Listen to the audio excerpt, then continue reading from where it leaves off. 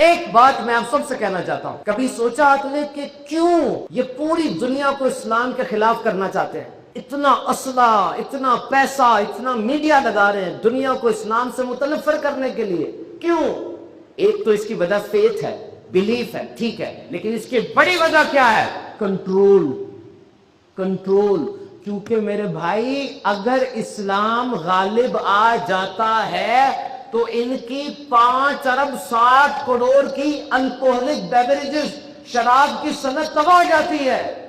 اسلام میں شراب حرام ہے، سخت حرام ہے، کیونکہ وہ عقل ہی ہے جو گناہوں سے روکتی ہے، اور شراب نے تو عقل زائل کر دی۔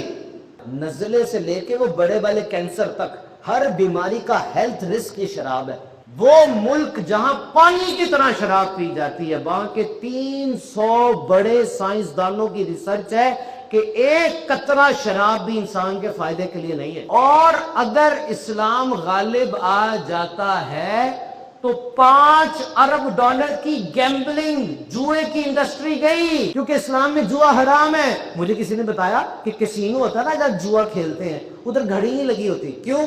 وقت کا پتہ نہ چلے، اور جب تک تو خود، تیرا گھر اور تیرا کاروبار برباد نہ ہو جائے لگا رہے۔ جو جواری ہوتا ہے نا، اس کو دنیا کی کسی چیز میں مزہ آتا ہی نہیں ہے، نہ بیوی کے ساتھ، نہ بچوں کے ساتھ، نہ قدرتی مناظر میں، بس وہ جو بغیر محنت کے حرام مل رہا ہے اسی کے مزے میں لگ جاتا ہے، وہ برباد ہو جاتا ہے۔ اور اگر اسلام غالب آ جاتا ہے تو یہ پوری انڈسٹری، یہ گندی فلمیں، گندے میگزین، یہ $1 ملین کی انڈسٹری یہ تباہ ہو جائے گی، ختم ہو جائے گی، کیونکہ اسلام اس کی اجازت نہیں دیتا۔ اگر اسلام غالب آ جاتا ہے تو یہ سود کی معیشت، یہ سود کا نظام تباہ ہو جاتا ہے، سارا ختم ہو جاتا ہے۔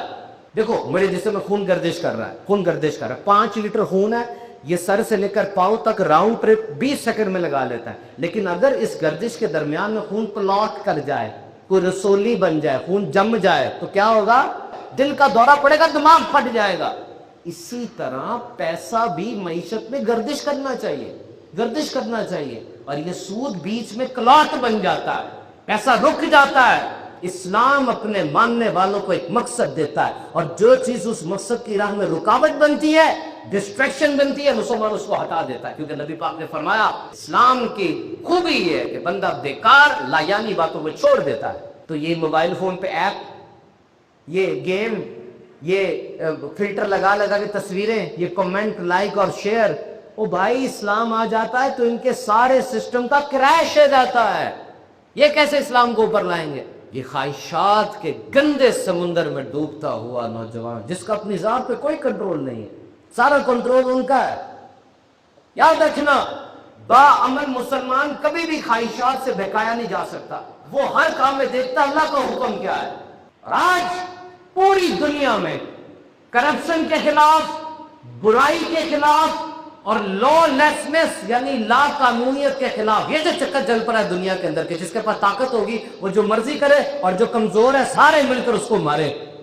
اسلام سب سے بڑی ریزسٹنس ہے اس کے خلاف۔ یہ جو ہم کہتے جی میں کیا کر سکتا ہوں اس پورے کام کو ٹھیک کرنے میں، آپ کچھ نہ کرے، آپ کے اپنے دماغ کو جو ری پروگرام کر دیا گیا ہے نا، اس کو ذرا سیٹ کر کے صراط مستقیم پہ لے کر آئیں۔ اللہ تعالیٰ سب کی خیر فرمائے۔